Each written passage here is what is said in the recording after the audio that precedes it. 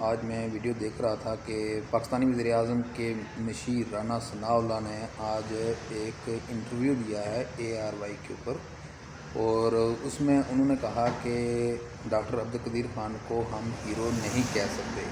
Hero کہا جا سکتا نہیں، ان کو ہیرو نہیں کہا جا سکتا۔ اگر ایٹمی قوت پاکستان کے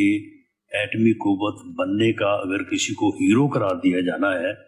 تو وہ میاں نواز شریف ہیں، اور اصل ہیرو تو ذوالفقار علی بھٹو ہیں، اور اس کے بعد میاں محمد نواز شریف صاحب ہیں۔ تو وہ کہتے ہیں کہ جو سائنسدان ہیں انہوں نے تو ایٹم بنایا، ان کا تو چلو یہ رول پلے تھا، اور اصل کارکردگی جو ہے وہ تھی میاں نواز شریف صاحب کی، جنہوں نے اس ایٹم بم کو چلا کر دنیا کو دکھایا۔ تو میں یہ بات واضح کرتا چلوں کہ دیکھیں یہ کتنی بڑی زیادتی ہے، اور ڈاکٹر عبدالقدیر خان نے بھی یہ بات واضح کہی تھی کہ یہ وہ لوگ ہیں کہ جن کے ساتھ کبھی بھی ہمدردی نہیں کرنی چاہیے،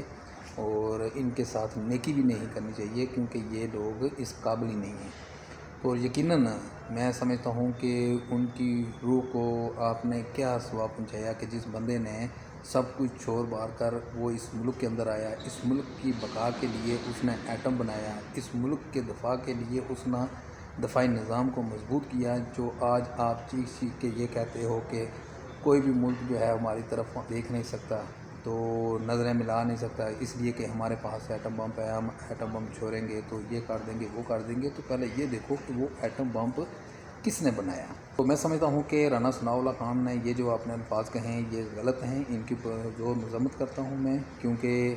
آج اگر پاکستان اگر اس پوزیشن پر کھڑا ہے تو ڈاکٹر عبدالقدیر خان کی وجہ سے ہے، ان کی بدولت کی وجہ سے ہے، ان کا دیا ہوا جو نسخہ آپ چلا رہے ہو آج تک